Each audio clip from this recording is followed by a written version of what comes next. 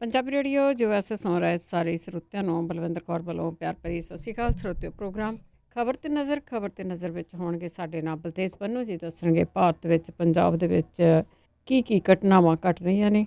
ਖਬਰਾਂ ਤੇ ਨਜ਼ਰ ਮਾਰਾਂਗੇ। ਖਬਰਾਂ ਤੋਂ ਪਹਿਲਾਂ ਧੰਨਵਾਦ ਸਾਡੇ ਸਪਾਂਸਰ ਦਾ ਜਿਨ੍ਹਾਂ ਨੇ ਇਸ ਪ੍ਰੋਗਰਾਮ ਨੂੰ ਸਪਾਂਸਰ ਕੀਤਾ। ਸਭ ਤੱਕ ਪਹੁੰਚਾਇਆ ਖਾਲਸਾ ਇੰਸ਼ੋਰੈਂਸ ਏਜੰਸੀ ਸੈਨੋਜੇ 4082722500 ਹਰ ਇੱਕ ਤਰ੍ਹਾਂ ਦੀ ਇੰਸ਼ੋਰੈਂਸ ਕਰਦੇ ਨੇ। ਉਹਨਾਂ ਨੂੰ ਕਾਲ ਕਰਕੇ ਆਪਣੀ ਇੰਸ਼ੋਰੈਂਸ ਬਾਰੇ ਪੁੱਛ ਸਕਦੇ ਹੋ। ਗੁਰਦੀਪ ਸਿੰਘ ਬਿਰਦੀ ਕਲੋਵਸ, ਸਤਨਾਮ ਸਿੰਘ ਸ਼ੇਰਗਿੱਲ, ਸਲਮਾ, ਰਣਵੀਰ ਸਿੰਘ ਰਾਣਾ ਵਿਕਰਸਵੇਰ, ਸਰਿੰਦਰ ਸਿੰਘ ਗਿੱਲ ਸਟਾਕਟਨ, ਮਨਜੀਤ ਸਿੰਘ ਦੀਵਾਨਾ, ਅਮਰਜੀਤ ਸਿੰਘ ਖੰਗੂੜਾ ਫਰਜ਼ਨੋ, ਦਵਿੰਦਰ ਸਿੰਘ, ਦੇਵ ਸਿੰਘ ਤਲਵਨ ਫਰਜ਼ਨੋ, ਮਨਦੀਪ ਸਿੰਘ ਸੈਨੋਜੇ, ਜਸਵਿੰਦਰ ਸਿੰਘ ਹਿਊਸਟਨ। ਬਹੁਤ ਧੰਨਵਾਦ ਕਰਦੇ ਹਾਂ। ਪ੍ਰੋਗਰਾਮਾਂ ਨੂੰ ਸਪਾਂਸਰ ਕਰਦੇ ਹੋ, ਸਭ ਤੱਕ ਪਹੁੰਚਾਉਂਦੇ ਸਾਡੇ ਨਾਲ ਜੁੜ ਚੁੱਕੇ ਨੇ। ਬਲਤੇਜ ਪੰਨੂ ਜੀ ਸਤਿ ਸ਼੍ਰੀ ਅਕਾਲ, ਸਵਾਗਤ ਹੈ ਜੀ। ਜੀ ਧੰਨਵਾਦ ਜੀ, ਬਹੁਤ ਮਿਹਰਬਾਨੀ ਜੀ। ਤੇ ਗੱਲਬਾਤ ਸ਼ੁਰੂ ਕਰਦੇ ਹਾਂ। ਪੰਜਾਬ ਤੋਂ ਹੀ ਜਿਹੜੀ ਮੈਡੀਕਲ ਸਿੱਖਿਆ ਆ, ਖੋਜ ਆ, ਉਹ ਬਹੁਤ ਮਹਿੰਗੀ ਹੋਈ। ਦੇਖੋ, ਇੱਕ ਗੱਲ ਜਿਹੜੀ ਇਸ ਵੇਲੇ ਸਮਝ ਨਹੀਂ ਆ ਰਹੀ ਸਰਕਾਰਾਂ ਨੂੰ, ਲੋਕਾਂ ਨੂੰ ਤਾਂ ਸਮਝ ਆ ਰਹੀ ਹੈ ਕਿ ਇਹਨਾਂ ਜਿਹੜਾ ਹਾਲਾਤ ਮਾੜੇ ਆ ਉਹ ਸਿਹਤ ਸੇਵਾਵਾਂ ਦੇ ਕਿਉਂ ਹੋਏ ਆ, ਜਾਂ ਸਰਕਾਰੀ ਹਸਪਤਾਲਾਂ ਵੱਲ ਨੂੰ ਡਾਕਟਰ ਕਿਉਂ ਨਹੀਂ ਆ ਰਹੇ, ਨਰਸਾਂ ਕਿਉਂ ਨਹੀਂ ਆ ਰਹੀਆਂ। ਕੱਚੀਆਂ ਨਰਸਾਂ ਥਾਂ ਤੇ ਮੁਜ਼ਾਹਰੇ ਕਰਦੀਆਂ ਨੇ। 10-10 ਹਜ਼ਾਰ ਰੁਪਈਏ ਦੇ ਵਿੱਚ ਉਹ 9-9 ਸਾਲ ਤੋਂ ਲੱਗੀਆਂ ਹੋਈਆਂ ਨੇ।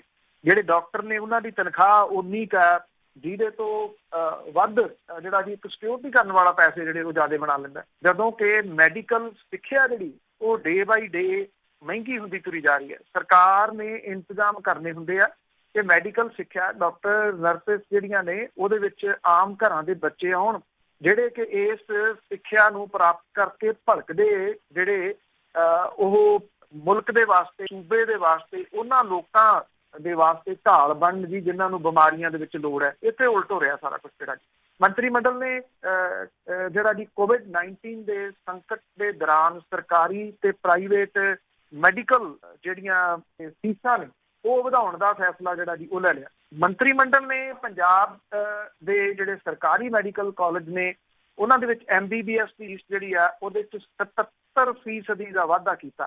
ਪ੍ਰਾਈਵੇਟ ਮੈਡੀਕਲ ਕਾਲਜਿਸ ਦੇ ਵਿੱਚ MBBS ਕੋਰਸ ਫੀਸ ਜਿਹੜੀ ਆ ਉਹਦੇ 'ਚ 33% ਦਾ ਵਾਧਾ ਜਿਹੜਾ ਜੀ ਉਹ ਕਰ ਦਿੱਤਾ। ਪ੍ਰਾਈਵੇਟ ਮੈਡੀਕਲ ਕਾਲਜਾਂ ਦੀ ਮੈਨੇਜਮੈਂਟ ਕੋਟੇ ਦੀ ਫੀਸ ਦੇ ਵਿੱਚ 16.5% ਦਾ ਵਾਧਾ ਜਿਹੜਾ ਜੀ ਉਹ ਕੀਤਾ ਗਿਆ। ਬਹੁਤ ਦਿਨਾਂ ਤੋਂ ਬਾਅਦ ਜਿਉਂ COVID-19 ਜਿਹੜਾ ਜੀ ਉਹ ਸ਼ੁਰੂ ਹੋਇਆ, ਉਦੋਂ ਬਾਅਦ ਜਿਹੜਾ ਸੀਗਾ ਜੀ ਉਹ ਆਪਣੇ ਫਾਰਮ ਹਾਊਸ ਦੇ ਵਿੱਚੋਂ ਨਿਕਲ ਕੇ ਕੈਪਟਨ ਅਮਰਿੰਦਰ ਸਿੰਘ ਹੋਰੀ ਜਿਹੜੇ ਸੀਗੇ ਜੀ ਉਹ ਸੈਕਟਰੀਏਟ ਪਹੁੰਚੇ। ਇਸੇ ਕਰਕੇ ਉਹਨਾਂ ਨੇ ਆਪਣੇ ਸੋਸ਼ਲ ਮੀਡੀਆ ਪੇਜ ਦੇ ਉੱਤੇ ਇਹ ਫੋਟੋ ਵੀ ਸ਼ੇਅਰ ਕੀਤੀ ਕਿ ਸੈਕਟਰੀਏਟ ਦਾਖਲ ਹੁੰਦੇ ਹੋਏ, ਤੇ ਥੱਲੇ ਇੱਕ ਬੰਦੇ ਨੇ ਕਮੈਂਟ ਕੀਤਾ। ਉਹ ਕਹਿੰਦੇ ਜੀ ਮਤਲਬ ਕਿ ਵੀ ਕਮਾਲ ਦੀ ਗੱਲ ਹੈ, ਜਿਹੜੇ ਉਹ ਮੁੱਖ ਮੰਤਰੀ ਸਾਹਿਬ ਆਪ ਜਿਹੜਾ ਜੀ ਉਹ ਚੱਲ ਕੇ ਆਏ ਨੇ ਸੈਕਟਰੀਏਟ ਦੇ ਵਿੱਚ। ਮਤਲਬ ਕਿ ਇਹ ਵੀ ਆਪਣੇ ਆਪ ਦੇ ਵਿੱਚ ਇੱਕ ਵੱਡੀ ਜਿਹੜੀ ਜੀ ਉਹ ਗੱਲ ਸੀਗੀ। ਇਹ ਜਿਹੜਾ ਜੀ ਕਿਹਾ ਜਾ ਰਿਹਾ ਮਾਹਿਰਾਂ ਦੇ ਵੱਲੋਂ ਕਿ ਇਹ ਜਿਹੜੀ ਫੀਸ ਵਧਾਈ ਗਈ ਆ, ਇਹ ਅਗਲੇ ਵਿਦਿਅਕ ਸੈਸ਼ਨ ਤੋਂ ਜਿਹੜੇ ਪੰਜਾਬ ਦੇ 3 ਸਰਕਾਰੀ ਮੈਡੀਕਲ ਕਾਲਜਿਸ ਦੇ ਵਿੱਚ ਵਿਦਿਆਰਥੀਆਂ ਨੂੰ MBBS ਦੀ 5 ਸਾਲਾਂ ਦੀ ਫੀਸ ਹੁਣ 7,80,000 ਰੁਪਏ ਤਾਰਨੀ ਪਊਗੀ, ਜਿਹੜੀ ਕਿ ਪਹਿਲਾਂ 4,40,000 ਰੁਪਏ ਸੀ।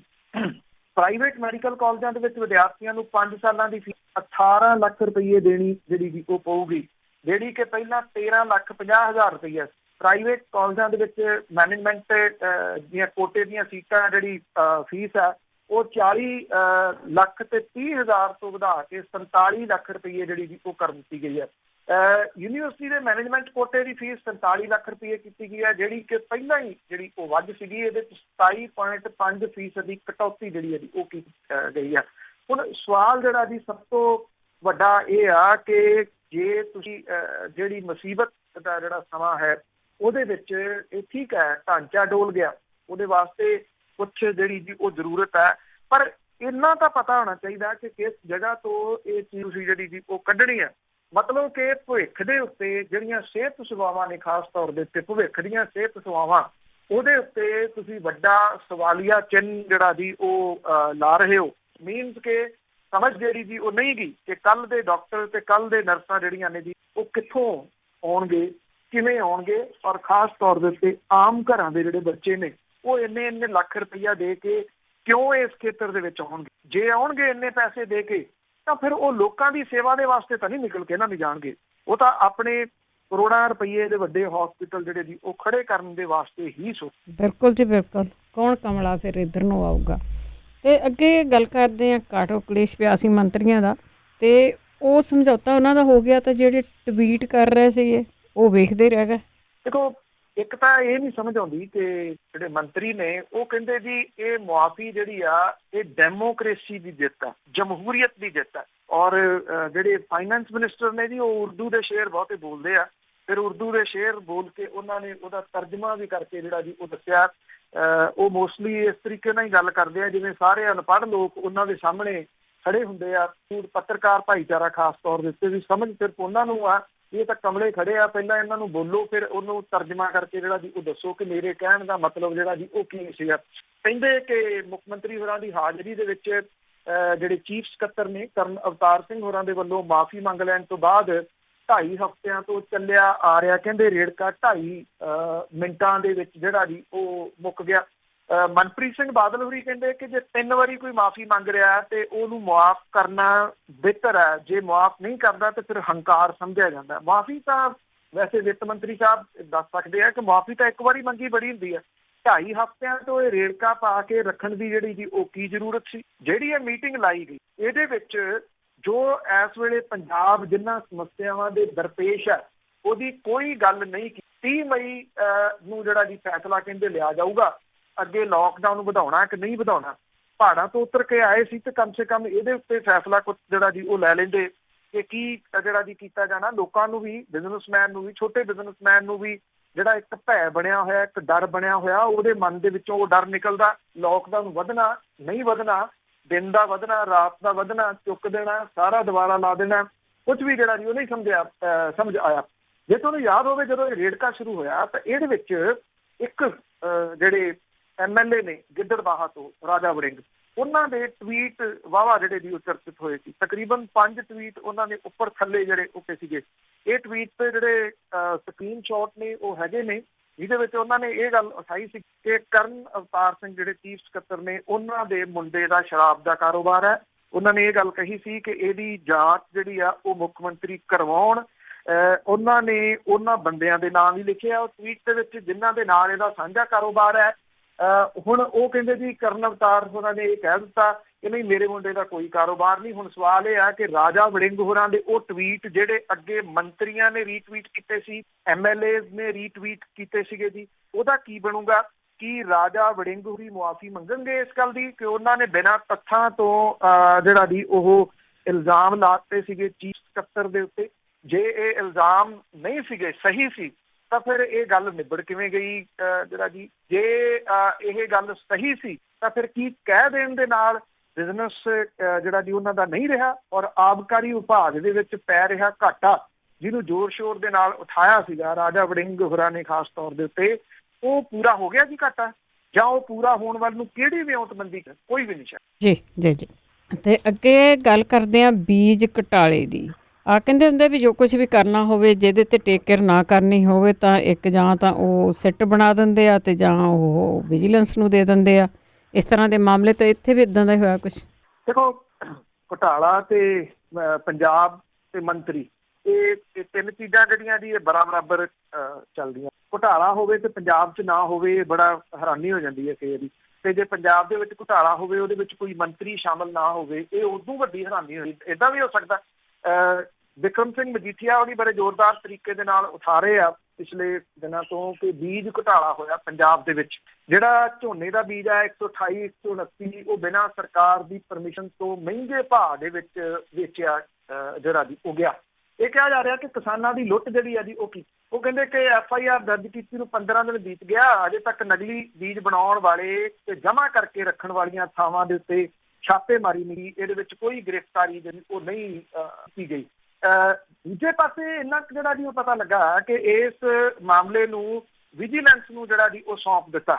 ਉਦੋਂ ਪਹਿਲਾਂ ਜਿਹੜੇ ਸੁਖਜਿੰਦਰ ਸਿੰਘ ਰੰਧਾਵਾ ਨੇ ਉਹ ਵੀ ਸਾਹਮਣੇ ਆਏ ਔਰ ਉਹ ਹੋਰ ਹੀ ਕੁਝ ਕਹਿ ਗਏ। ਉਹ ਕਹਿੰਦੇ ਜੀ ਇਸ ਮਾਮਲੇ ਦੇ ਉੱਤੇ ਜੇ ਇਹ ਘੁਟਾਲਾ ਹੋਇਆ ਤੇ ਮਾਮਲਾ ਦਰਜ ਜ਼ਰੂਰ ਹੋਣਾ ਚਾਹੀਦਾ। ਉਹ ਸਰਕਾਰ ਨੂੰ ਕਹਿੰਦੇ ਆ ਕਿ ਮਾਮਲਾ ਇੱਥੇ ਦਰਜ ਕਰੋ। ਰੰਧਾਵਾ ਸਾਹਿਬ ਇਹ ਭੁੱਲ ਗਏ ਵੀ ਸਰਕਾਰ ਦਾ ਤਾਂ ਪਾਰਟ ਨੇ, ਉਹ ਪਰਚਾ ਤਾਂ ਦਰਜ, ਮਾਮਲਾ ਤਾਂ ਦਰਜ ਸਰਕਾਰ ਨੇ ਕਰਨਾ ਹੁੰਦਾ।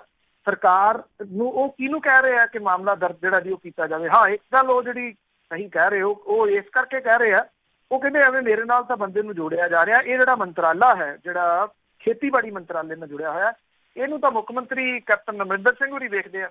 ਮਤਲਬ ਕਿ ਉਹ ਸਿੱਧੇ ਢੰਗ ਦੇ ਨਾਲ ਇਹ ਕਹਿ ਗਏ ਕਿ ਇਸ ਘੁਟਾਲੇ ਦੇ ਬਾਰੇ 'ਚ ਉਹਨਾਂ ਨੂੰ ਪੁੱਛੋ। ਵਿਜੀਲੈਂਸ ਡਿਪਾਰਟਮੈਂਟ ਨੂੰ ਇਹ ਦੇ ਦਿੱਤਾ ਗਿਆ। ਅਕਾਲੀ ਨੇਤਾ ਜਿਹੜੇ ਜੀ ਉਹ ਚੁੱਕ ਰਹੇ ਆ, ਚੰਗੀ ਗੱਲ ਹੈ, ਚੁੱਕ ਰਹੇ ਆ, ਪਰ ਇੱਕ ਗੱਲ ਉਹ ਭੁੱਲ ਰਹੇ ਆ, ਇੱਥੇ ਪੰਜਾਬ ਦੇ ਵਿੱਚ ਅਕਾਲੀ ਸੱਤਾ ਦੇ ਸਮੇਂ 2 ਘੁਟਾਲੇ ਬਹੁਤ ਵੱਡੇ ਜਿਹੜੇ ਕਿਸਾਨਾਂ ਦੇ ਨਾਲ ਡਾਇਰੈਕਟਲੀ ਜੁੜੇ ਹੋਏ ਆ ਉਹ ਹੋਏ।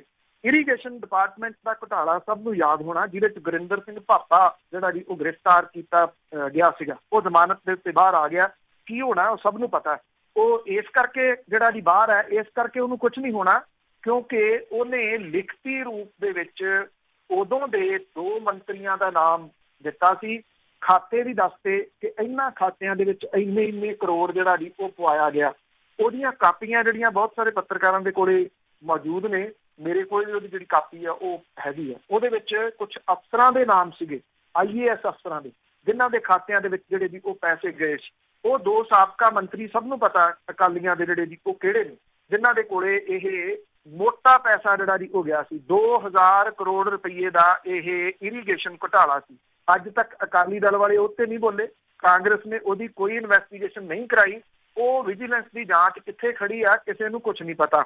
ਦੂਜਾ ਵੱਡਾ ਘੁਟਾਲਾ ਜਿਹੜਾ ਹੋਇਆ ਸੀਗਾ ਨਕਲੀ ਕੀਟਨਾਸ਼ਕ ਦਵਾਈਆਂ ਦਾ, ਜਿਹਨੇ ਕਿ ਮਾਲਵੇ ਦੀ ਨਰਮਾ ਬੈਲਟ ਜਿਹੜੀ ਕਾਟਨ ਬੈਲਟ ਹੈ, ਇਹਦੇ ਵਿੱਚ ਕਿਸਾਨਾਂ ਨੂੰ ਬਹੁਤ ਵੱਡਾ ਜਿਹੜਾ ਜੀ ਉਹ ਰਗੜਾ ਲਾਇਆ ਸੀ, ਜਿਹਦੇ ਕਰਕੇ ਵੱਡੀ ਗਿਣਤੀ ਦੇ ਵਿੱਚ ਕਿਸਾਨ ਜਿਹੜੇ ਸੀ ਉਹ ਖੁਦਕੁਸ਼ੀਆਂ ਕਰ ਗਏ ਸੀਗੇ।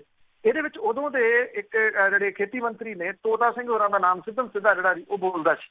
ਇਹਦੇ ਵਿੱਚ ਇੱਕ ਜਿਹੜਾ ਵਿਅਕਤੀ ਸੀ ਇਹਨਾਂ ਦੇ ਨੇੜਲਾ ਬਾਦਲ ਪਰਿਵਾਰ ਦੇ, ਉਹ ਫੜ ਲਿਆ, ਮੁੜ ਕੇ ਉਹ ਵੀ ਜ਼ਮਾਨਤ ਤੇ ਜਿਹੜਾ ਜੀ ਬਾਹਰ ਆ ਗਿਆ।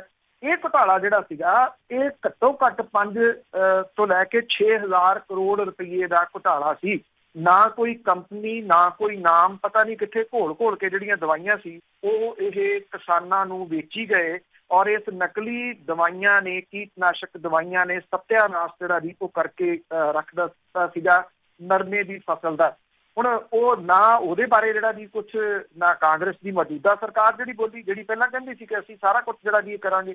ਉਹਨਾਂ ਨੂੰ ਪਤਾ ਜੀ ਕਿ ਜੇ ਅਸੀਂ ਉਹ ਖੋਲਾਂਗੇ ਸਾਡੇ ਨਵੇਂ ਜਿਹੜੇ ਵੀ ਉਹ ਫਿਰ ਅੱਗੋਂ ਆ ਕੇ ਖੋਲ ਲੈਣਗੇ। ਇਹ ਤਾਂ ਉਹ ਹਾਲਾਤ ਜਿਹੜੇ ਜੀ ਇਹਨਾਂ ਨੇ ਆਪ ਹੀ ਬਣਾਏ ਹੋਏ ਆ। ਵੀ ਜਦੋਂ ਮੈਂ ਅੱਗੇ ਵੀ ਇੱਕ ਗੱਲ ਸੁਣਾਈ ਸੀ ਵੀ ਜਦੋਂ ਸ਼ਮਸ਼ਾਨ ਘਾਟ ਨੂੰ ਮੁਰਦਾ ਲੈ ਕੇ ਜਾਂਦੇ ਆ ਤੇ ਉਹ ਮੋਢਾ ਬਦਲ ਲੈਂਦੇ ਆ, ਤੇ ਇਹ ਸੋਚਿਆ ਜਾਂਦਾ ਵੀ ਭਾਰ ਘਟ ਗਿਆ। ਭਾਰ ਮੁਰਦੇ ਦਾ ਨਹੀਂ ਘਟਿਆ ਹੁੰਦਾ, ਭਾਰ ਤਾਂ ਇਹਨਾਂ ਹੈ ਕਿ ਅੱਗੇ ਉਹ ਮੋਢਾ ਬਦਲਦੇ, ਮੋਢਾ ਬਦਲ ਤੇ ਇੱਕ ਵਾਰੀ ਉਹ ਰਾਜ ਕਰਨ ਆ ਜਾਂਦੇ ਆ, ਮੋਢਾ ਬਦਲ ਕੇ ਮੁੜ ਕੇ ਦੂਜੀ ਪਾਰਟੀ ਜਿਹੜੀ ਵੀ ਉਹ ਰਾਜ ਕਰਨ ਆ ਜਾਂਦੀ ਹੈ। ਉੱਤੇ ਪਿਆ ਮੁਰਦਾ ਜਿਹੜਾ ਜੀ ਉਹ ਪੰਜਾਬ, ਜਿਹਨੂੰ ਇੰਨਾ ਕੁ ਚਰੂੰਡ ਲਿਆ ਗਿਆ, ਉਹ ਹੁਣ ਉੱਠਣ ਜੋਗਾ ਜਿਹੜਾ ਜੀ ਨਹੀਂ ਰਿਹਾ। ਇਸ ਕਰਕੇ ਇਹ ਜਿਹੜੇ ਘੁਟਾਲੇ ਨੇ, ਨਾ ਤਾਂ ਪਿਛਲਿਆਂ ਦੀ ਕੋਈ ਗੱਲ ਕਰੂਗਾ, ਹਾਂ ਅਗਲਿਆਂ ਦੀ। ਜਿੰਨੇ ਜ਼ੋਰਦਾਰ ਤਰੀਕੇ ਨਾਲ ਮਜੀਠੀਆ ਹੋਰੀ ਇਸ ਮਾਮਲੇ ਨੂੰ ਚੁੱਕ ਰਹੇ ਆ, ਇਉਂ ਬਣ ਰਹੇ ਆ ਵੀ ਇਸ ਵੇਲੇ ਕਿਸਾਨਾਂ ਦੇ ਸਭ ਤੋਂ ਜਿਹੜਾ ਜੀ ਉਹ ਫਿਕਰਮੰਦ ਉਹੀ ਨੇਤਾ ਨੇ। ਇਹ ਭੁੱਲ ਕੇ ਵੀ ਇਰੀਗੇਸ਼ਨ ਘੁਟਾਲੇ ਦਾ ਕੀ ਬਣਿਆ ਤੇ ਨਕਲੀ ਜਿਹੜੀਆਂ ਦਵਾਈਆਂ ਵਾਲੇ ਘੁਟਾਲੇ ਦਾ ਕੀ ਬਣਿਆ। ਉਹਨਾਂ ਨੂੰ ਵੀ ਪਤਾ ਨਾ, ਲੋਕ ਭੁੱਲ ਜਾਂਦੇ ਆ, ਲੋਕਾਂ ਨੂੰ ਪਰਵਾਹ ਨਹੀਂ ਇਹਨਾਂ ਚੀਜ਼ਾਂ ਦੀ। ਤੇ ਅੱਗੇ ਸੁਪਰੀਮ ਕੋਰਟ ਦੀ ਗੱਲ ਕਰਦੇ ਆ, ਉਹਨਾਂ ਨੇ ਪ੍ਰਾਈਵੇਟ ਜਿਹੜੇ ਹਸਪੀਟਲ ਆ ਉਹਨਾਂ ਬਾਰੇ ਨਿਰਦੇਸ਼ ਜਾਰੀ ਕੀਤੇ। ਦੇਖੋ ਇਹ ਬਹੁਤ ਲੇਟ ਜਿਹੜਾ ਜੀ ਤੁਸੀਂ ਕਹ ਲਓ ਕਿ ਇਹਦੇ ਵਿੱਚ ਇੰਟਰਵੀਨ ਜਿਹੜਾ ਜੀ ਸੁਪਰੀਮ ਕੋਰਟ ਨੇ ਕੀਤਾ।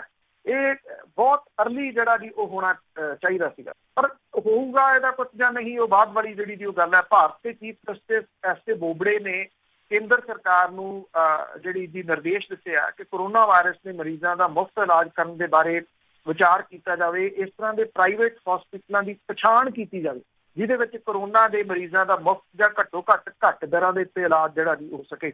ਜਸਟਿਸ ਬੋਬੜੇ ਦੀ ਅਗਵਾਈ ਵਾਲੇ ਬੈਂਚ ਨੇ ਜਸਟਿਸ AS ਬੋਪੰਨਾ ਤੇ ਜਸਟਿਸ ਰਿਸ਼ੀਕੇਸ਼ ਰਾਏ ਵੀ ਜਿਹੜਾ ਜੀ ਉਹ ਸ਼ਾਮਲ ਸੀਗੇ। ਇਹਨੇ ਕਰੋਨਾ ਵਾਇਰਸ ਦੇ ਮਰੀਜ਼ਾਂ ਦਾ ਪ੍ਰਾਈਵੇਟ ਹਸਪੀਟਲਾਂ ਦੇ ਵਿੱਚ ਇਲਾਜ ਕਰਨ ਸੰਬੰਧੀ ਨਿਯਮ ਬਣਾਉਣ ਦੀ ਮੰਗ ਕਰਦੀ ਇੱਕ PIL ਦੇ ਉਹਦੇ ਉੱਤੇ ਐਕਚੁਅਲੀ ਜਿਹੜੀ ਜੀ ਉਹ ਸੁਣਵਾਈ ਕੀਤੀ। ਸੋਲਿਸਿਟਰ ਜਨਰਲ ਜਿਹੜੇ ਤੁਸ਼ਾਰ ਮਹਿਤਾ ਨੇ ਇਹ ਕਿਹਾ ਕਿ ਇਹ ਨੀਤੀ ਦਾ ਮੁੱਦਾ ਹੈ, ਇਸ ਵਾਸਤੇ ਜਵਾਬ ਦਾਇਰ ਕਰਨ ਦੇ ਵਿੱਚ ਸਮਾਂ ਲੱਗੂਗਾ। ਤੁਸੀਂ ਦੇਖੋ ਕਿਉਂਕਿ ਪ੍ਰਾਈਵੇਟ ਹਸਪੀਟਲ ਜਿਹੜੇ ਨੇ ਉਹ ਰਾਜਨੀਤਿਕ ਲੋਕਾਂ ਦੇ ਨੇ ਜਾਂ ਰਾਜਨੀਤਿਕ ਲੋਕਾਂ ਦੇ ਖਾਪੜੇ ਦੇ ਨਾਲ ਚੱਲਦੇ ਨੇ, ਜਿਨ੍ਹਾਂ ਨੂੰ ਇਲੈਕਸ਼ਨਾਂ ਦੇ ਵਿੱਚ ਉੱਥੋਂ ਮੋਟਾ ਫੰਡ ਆਉਂਦਾ। ਇਸ ਕਰਕੇ ਉਹ ਪ੍ਰਾਈਵੇਟ ਹਸਪੀਟਲਾਂ ਨੂੰ ਨਹੀਂ ਛੇੜਦੇ। ਸੁਪਰੀਮ ਕੋਰਟ ਨੇ ਸਹੀ ਜਿਹੜੀ ਦੀ ਉਹ ਗੱਲ ਕੀਤੀ। ਪਰ ਪ੍ਰੋਬਲਮ ਇਹ ਹੈ ਜਿਨ੍ਹਾਂ ਨੇ ਇਹ ਤੋੜਨਾ, ਸੋਲਿਸਿਟਰ ਜਨਰਲ ਕਹਿੰਦੇ ਨੀਤੀ ਦਾ ਮੁੱਦਾ ਇਹਦਾ ਜਵਾਬ ਦਾਇਰ ਕਰਨ ਦੇ ਵਾਸਤੇ ਸਾਨੂੰ ਅਜੇ ਜਿਹੜਾ ਜੀ ਉਹ ਸਮਾਂ ਚਾਹੀਦਾ। ਇਹਨੂੰ ਪਹਿਲਾਂ 1 ਮਹੀਨਾ ਲੱਗ ਗਿਆ। ਇਹ ਪਟੀਸ਼ਨ ਅੱਜ ਨਵੀਂ ਨਹੀਂ ਗਈ, 1 ਮਹੀਨਾ ਪਹਿਲਾਂ ਵੀ ਸੀ, ਇਹਦੀ ਹੁਣ ਸੁਣਵਾਈ ਸੀ। ਅਜੇ ਵੀ ਉਹ ਕਹਿੰਦੇ ਸਾਨੂੰ ਇਹਦੇ ਵਾਸਤੇ ਜਵਾਬ ਦੇਣ ਦੇ ਵਾਸਤੇ ਸਮਾਂ ਜਿਹੜਾ ਜੀ ਉਹ ਚਾਹੀਦਾ। ਅਦਾਲਤ ਨੇ ਇਸ ਮਾਮਲੇ ਦੇ ਵਿੱਚ ਅਗਲੀ ਸੁਣਵਾਈ ਜਿਹੜੀ ਹੈ ਜੀ ਉਹ ਨਿਸ਼ਚਿਤ ਕੀਤੀ ਹੈ। ਔਰ ਇੱਕ ਡਾਕਟਰ ਨੇ ਜਿਹੜਾ ਜੀ ਕੇਂਦਰ ਸਰਕਾਰ ਦੇ ਸਿਹਤ ਕਾਮਿਆਂ ਦੇ ਬਾਰੇ ਦੇ ਵਿੱਚ ਨਵੇਂ ਸਟੈਂਡਰਡ ਦੇ ਉੱਤੇ ਜਿਹੜਾ ਜੀ ਸਵਾਲ ਖੜਾ ਇਸ ਮਾਮਲੇ ਦੇ ਉੱਤੇ ਜਿਹੜਾ ਉਹ ਕੀਤਾ ਸੀਗਾ। ਦੇਖੋ ਇਸ ਤਰ੍ਹਾਂ ਹੈ ਕਿ ਇਹ ਜਿਹੜੇ ਪ੍ਰਾਈਵੇਟ ਹਸਪੀਟਲ ਨੇ ਇਹ ਤਾਂ ਦੇਰ ਪਹਿਲਾਂ ਸਰਕਾਰ ਨੂੰ ਜਾਂ ਸੂਬਿਆਂ ਦੀਆਂ ਸਰਕਾਰਾਂ ਨੂੰ ਹੁਕਮ ਲਾ ਦੇਣੇ ਚਾਹੀਦੇ ਸੀ ਕਿ ਆਪੋ ਆਪਣੇ ਅੰਡਰ ਕਰ ਲਓ। ਜੋ ਹਾਲਾਤ ਮਹਾਰਾਸ਼ਟਰ ਦੇ ਵਿੱਚ, ਜੋ ਹਾਲਾਤ ਮੁੰਬਈ ਦੇ ਵਿੱਚ ਬਣੇ ਪਏ ਆ ਇਸ ਵੇਲੇ, ਹਸਪੀਟਲਾਂ ਦੇ ਵਿੱਚ ਜਗ੍ਹਾ ਹੈ ਨਹੀਂ, ਲਾਸ਼ਾਂ ਤੇ ਮਰੀਜ਼ ਨਾਲ ਜਿਹੜਾ ਜੀ ਉਹ ਪਏ ਆ। ਕਮ ਸੇ ਕਮ ਜਿਹੜੇ ਰਾਜ ਇੰਨੇ ਬੁਰੇ ਤਰੀਕੇ ਦੇ ਨਾਲ ਘਿਰ ਗਏ ਉੱਥੇ ਤਾਂ ਇਹ ਐਡਵਾਈਜ਼ਰੀ ਜਿਹੜੀ ਉਹ ਜਾਰੀ ਕੀਤੀ ਜਾ ਸਕਦੀ ਹੈ ਕਿ ਪ੍ਰਾਈਵੇਟ ਹਸਪੀਟਲ ਸਰਕਾਰਾਂ ਆਪਣੇ ਕਬਜ਼ੇ ਦੇ ਵਿੱਚ ਲੈ ਲੈਣ, ਉਹਨਾਂ ਦੇ ਬੈੱਡ ਜਿਹੜੇ ਨੇ ਉਹਨਾਂ ਨੂੰ ਵਰਤਿਆ ਜਾਵੇ। ਅਜੇ ਤੱਕ ਇਸ ਮਾਮਲੇ ਦੇ ਉੱਤੇ ਸਰਕਾਰ ਜਿਹੜਾ ਜੀ ਉਹ ਕੁਛ ਨਹੀਂ ਸੋਚ ਰਹੀ। ਉਹਦਾ ਸ਼ਾਇਦ ਕਿਤੇ ਨਾ ਕਿਤੇ ਰੀਜ਼ਨ ਆ, ਉਹਨਾਂ ਨੂੰ ਇਹੋ ਲੱਗਦਾ ਕਿ ਆਮ ਲੋਕ ਮਰ ਰਹੇ ਆ, ਮਰੀ ਜਾਂਦੇ ਹੋ, ਕੋਈ ਬਹੁਤਾ ਫਰਕ ਜਿਹੜਾ ਜੀ ਉਹ ਨਹੀਂ ਪੈਂਦਾ। ਬਿਲਕੁਲ ਸਹੀ ਹੈ ਜੀ।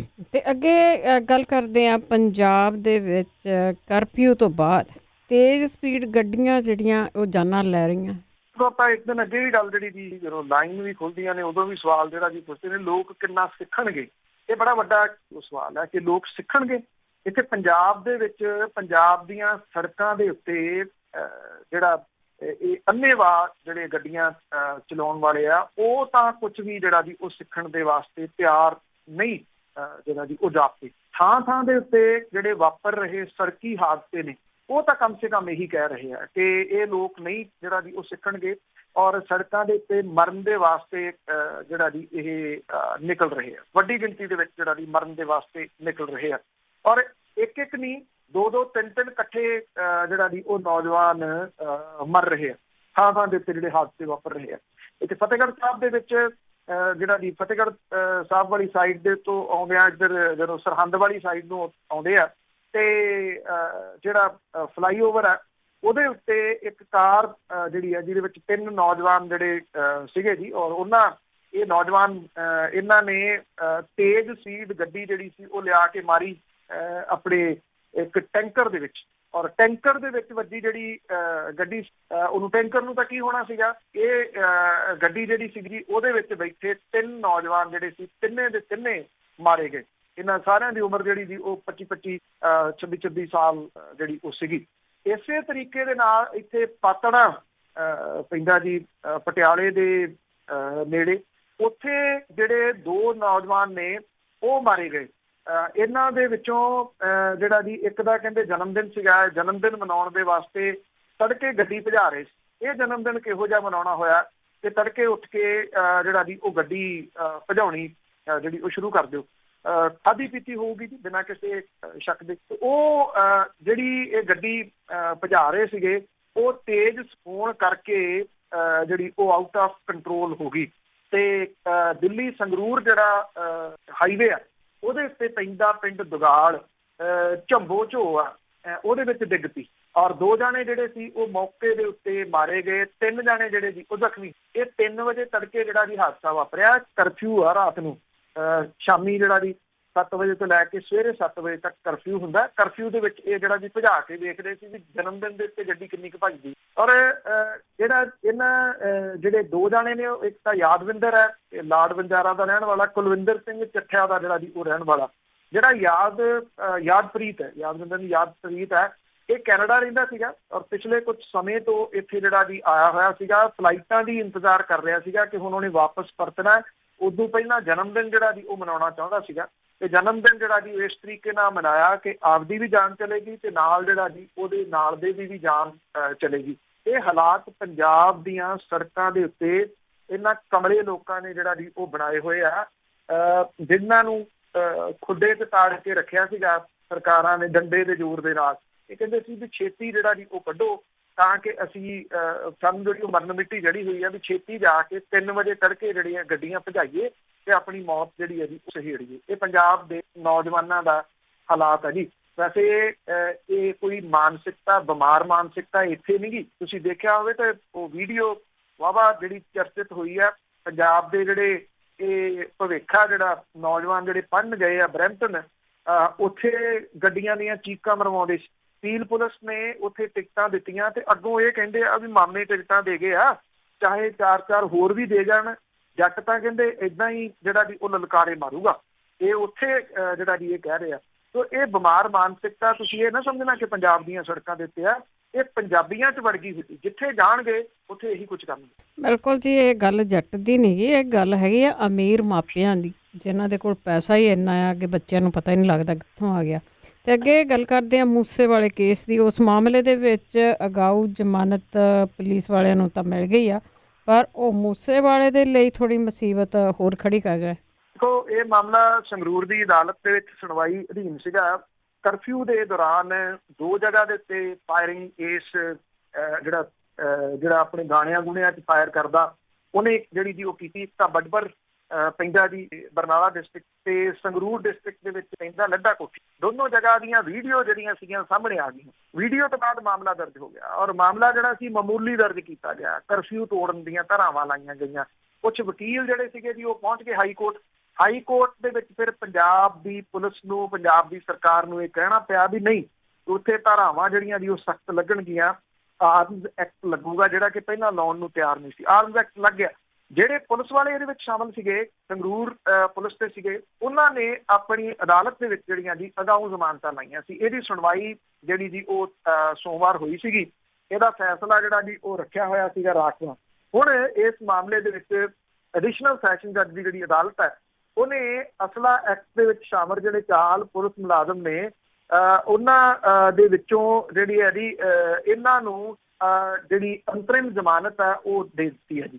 ਔਰ ਅਦਾਲਤ ਨੇ ਇਹਨਾਂ 5 ਨੂੰ ਪੁਲਿਸ ਦੇ ਵੱਲੋਂ ਕੀਤੀ ਜਾ ਰਹੀ ਇਨਵੈਸਟੀਗੇਸ਼ਨ ਦੇ ਵਿੱਚ ਸ਼ਾਮਲ ਹੋਣ ਦੇ ਆਦੇਸ਼ ਜਿਹੜੇ ਆ ਉਹ ਦਿੱਤੇ ਆ।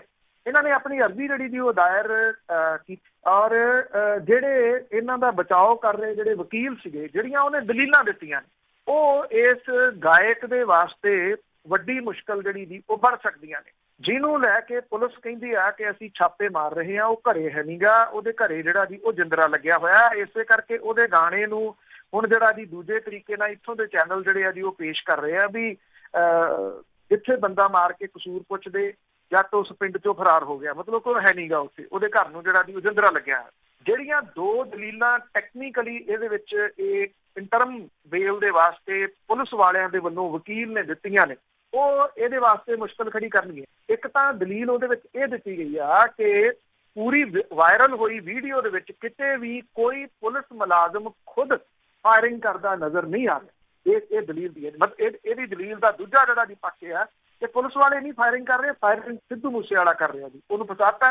ਦੂਸਰਾ ਜਿਹੜਾ ਇਹਦੇ ਵਿੱਚ ਟੈਕਨੀਕਲ ਪੁਆਇੰਟ ਜਿਹੜਾ ਰੱਖਿਆ ਗਿਆ ਇਹਨਾਂ ਦੀ ਜ਼ਮਾਨਤ ਦੇ ਵਾਸਤੇ, ਉਹ ਇਹ ਰੱਖਿਆ ਗਿਆ ਕਿ ਪੁਲਿਸ ਮੁਲਾਜ਼ਮਾਂ ਨੂੰ ਜਿਹੜਾ ਅਸਲਾ ਕਾਰਤੂਸ ਜਾਰੀ ਹੋਇਆ ਉਹ ਜਮ੍ਹਾਂ ਰਿਕਾਰਡ ਦੇ ਅਨੁਸਾਰ ਬਿਲਕੁਲ ਸਹੀ ਹੈ।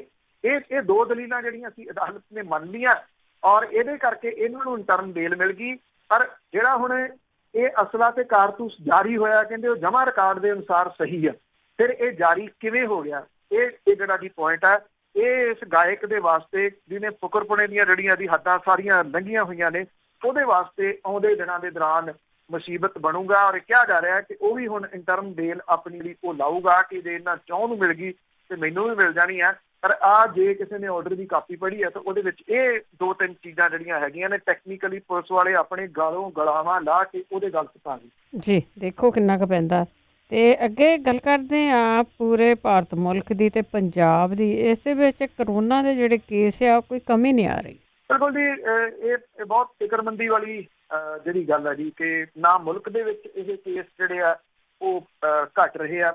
ਈਵਨ ਪੰਜਾਬ ਦੇ ਵਿੱਚ ਵੀ ਜਿਹੜੇ ਆ ਜੀ ਉਹ ਕੇਸਾਂ ਦੇ ਵਿੱਚ ਕੋਈ ਕਮੀ ਜਿਹੜੀ ਉਹ ਨਹੀਂ ਆ ਰਹੀ। ਜੇ ਅੰਕੜਾ ਇਸ ਵੇਲੇ ਦੇਖਿਆ ਜਾਵੇ ਤਾਂ 1,58,086 ਨੂੰ ਪਹੁੰਚਿਆ ਹੋਇਆ। ਮਹਾਰਾਸ਼ਟਰ ਦੀ ਜਿਹੜੀ ਸਿਚੁਏਸ਼ਨ ਆ ਜੀ ਸਭ ਤੋਂ ਮਾੜੀ ਆ ਇਸ ਵੇਲੇ, 56,948। ਬਹੁਤ ਮੰਦੇ ਹਾਲਾਤਾਂ ਦੇ ਵਿੱਚੋਂ ਮਹਾਰਾਸ਼ਟਰ, ਜਿਹੜੀ ਕਿ ਮੁਲਕ ਦੀ ਅਰਥ ਵਿਵਸਥਾ ਦੀ ਰਾਜਧਾਨੀ ਹੈ, ਉਹਦੇ ਤੋਂ ਮੁਲਕ ਸਰਵਾਈਵ ਕਰਦਾ। ਪਰ ਉਹਦੇ ਉੱਤੇ ਸਿਆਸਤ ਜਿਹੜੀ ਹੈ ਜੀ ਉਹ ਹੋ ਰਹੀ ਹੈ। ਸੈਂਟਰ ਦੀ ਸਰਕਾਰ ਇਸ ਤੋਂ BJP ਦੀ ਸਰਕਾਰ ਉੱਥੇ ਨਹੀਂ ਬਣਨ ਦਿੱਤੀ, ਇਸ ਕਰਕੇ ਉਹਦੇ ਉੱਤੇ ਸਿਆਸਤ ਹੈ। ਤਾਮਿਲਨਾਡੂ ਦੀ ਦਿੱਤੇ ਆ। ਗੁਜਰਾਤ ਦੇ ਬਾਰੇ ਦੇ ਵਿੱਚ ਪੋਰਟਲ ਦੀ ਮੈਂ ਰਿਪੋਰਟ ਪੜ੍ਹ ਰਿਹਾ ਸੀ, ਜਿਹੜਾ ਇਹ ਗੱਲ ਕਹਿੰਦਾ ਕਿ ਉੱਥੇ ਜਾਣ ਬੁੱਝ ਕੇ ਜਿਹੜਾ ਜੀ ਉਹ ਨੰਬਰ ਜਿਹੜੇ ਆ ਉਹ ਹੁਣ ਲੁਕੋਏ ਜਾ ਰਹੇ, ਨੰਬਰ ਜਿਹੜੇ ਉਹ ਸਾਹਮਣੇ ਨਾ ਆ ਜਾਣ। ਇਹ ਕਬੂਤਰ ਦੇ ਬਿੱਲੀ ਨੂੰ ਵੇਖ ਕੇ ਜਿਹੜਾ ਜੀ ਉਹ ਅੱਖਾਂ ਮੀਚਣ ਵਾਲੀ ਗੱਲ ਕਿ ਅਸੀਂ ਨੰਬਰ ਹੀ ਨਹੀਂ ਦੱਸਾਂਗੇ।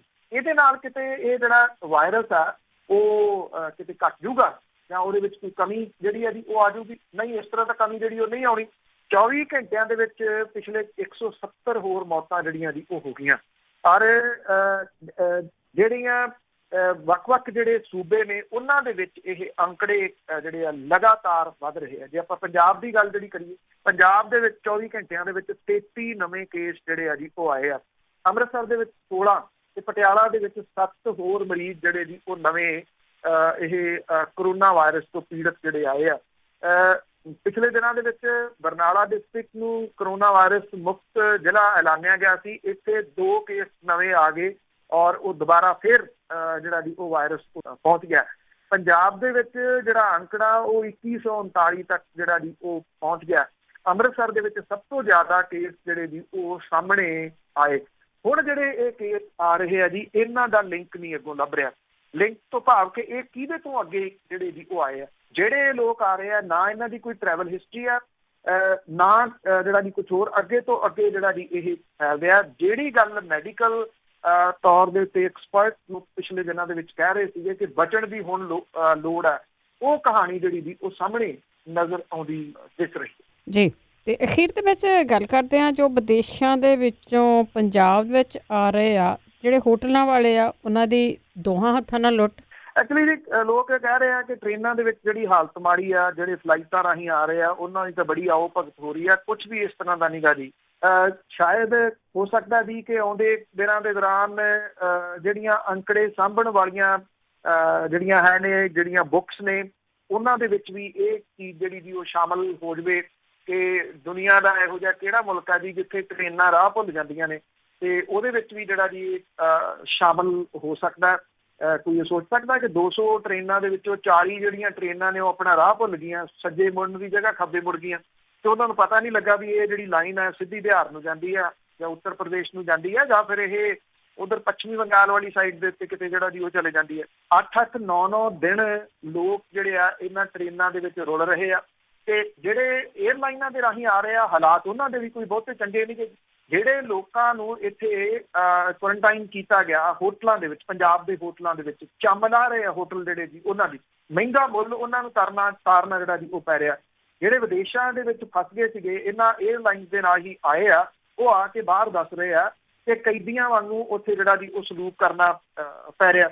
ਔਰ ਉਹ ਇਹ ਕਹਿੰਦੇ ਆ ਕਿ ਜਿਹੜੀ ਪਾਣੀ ਦੀ ਬੋਟਲ ਜਿਹੜੀ ਹੈ ਜੀ ਉਹ 20 ਰੁਪਈਏ ਦੀ ਹੈ, ਜਿਹੜੀ ਉਹ 60-60 ਰੁਪਈਏ ਦੀ ਅੰਦਰ ਜਿਹੜੀ ਉਹ ਦਿੱਤੀ ਜਾ ਰਹੀ ਹੈ। ਪਹਿਲਾਂ ਮਹਿੰਗੀਆਂ ਟਿਕਟਾਂ ਜਿਹੜੀਆਂ ਜੀ 1,40,000 ਰੁਪਈਏ ਤੱਕ ਜਿਹੜਾ ਜੀ ਉਹ ਵਸੂਲ ਕਰਕੇ ਅਮਰੀਕਾ ਤੇ ਕੈਨੇਡਾ ਤੋਂ ਏਅਰ ਇੰਡੀਆ ਦੇ ਉੱਤੇ ਇਹਨਾਂ ਨੂੰ ਜਿਹੜਾ ਜੀ ਉਹ ਕੱਢ ਕੇ ਲਿਆਏ ਆ। ਕੋਈ ਮੁਲਕ ਘੱਟ ਨੀਗਾ ਜੀ। ਕੈਨੇਡਾ ਨੇ ਜੋ ਚੰਮ ਲਾਹੀ ਆ ਆਪਣੇ ਸਿਟੀਜ਼ਨ ਦੀ ਇੱਥੋਂ ਜਿਹਨਾਂ ਨੂੰ ਪੰਜਾਬ ਚੋਂ ਭਾਰਤ ਚੋਂ ਕੱਢ ਕੇ ਲਗਾਏ ਆ, ਉਹ ਵੀ ਸਭ ਦੇ ਜਿਹੜਾ ਜੀ ਉਹ ਸਾਹਮਣੇ ਆ।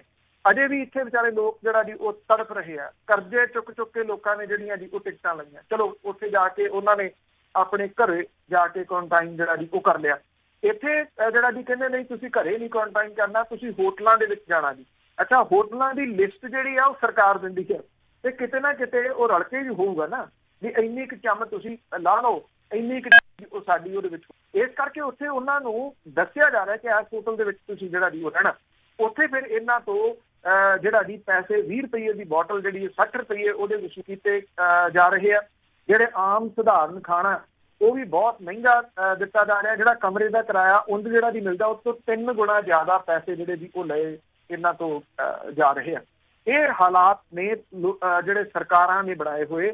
ਮਹਾਮਾਰੀ ਦੇ ਵਿੱਚ ਲੋਕਾਂ ਨੂੰ ਇਹ ਨਹੀਂ ਸਮਝ ਆ ਰਹੀ ਵੀ ਜਿਉਣਾ ਕਿ ਮਰਨਾ, ਪਰ ਦੂਜੇ ਪਾਸੇ ਇਹ ਜਿਹੜੇ ਚੰਮ ਲਾਉਣ ਵਾਲੇ ਨੇ ਮੁਲਕ ਏਅਰਲਾਈਨਾਂ, ਉਹ ਰਲ ਕੇ ਲੋਕਾਂ ਨੂੰ ਜਿੰਨਾ ਲੁੱਟ ਹੋ ਸਕਦਾ ਉਹਨਾਂ ਲੁੱਟਣ ਦੀ ਕੋਸ਼ਿਸ਼ ਕਰ ਰਹੇ ਜੀ। ਬਹੁਤ ਬਹੁਤ ਧੰਨਵਾਦ ਬਲਤੇਜ ਪੰਨੂ ਜੀ। ਮਿਹਰਬਾਨੀ ਜੀ, ਧੰਨਵਾਦ ਜੀ, ਸਤਿ ਸ਼੍ਰੀ ਅਕਾਲ। ਸਤਿ ਸ਼੍ਰੀ ਅਕਾਲ ਜੀ। ਤੇ ਸਰੋਤੇ ਸਨ ਬਲਤੇਜ ਪੰਨੂ ਜੀ ਸਾਡੇ ਨਾਲ ਜੁੜਦੇ ਨੇ, ਕਰਦੇ ਨੇ ਖਬਰਾਂ। ਇਸੇ ਦੇ ਨਾਲ ਸਾਡਾ ਅੱਜ ਦਾ ਬੁਲਟਨ ਇੱਥੇ ਸਮਾਪਤ।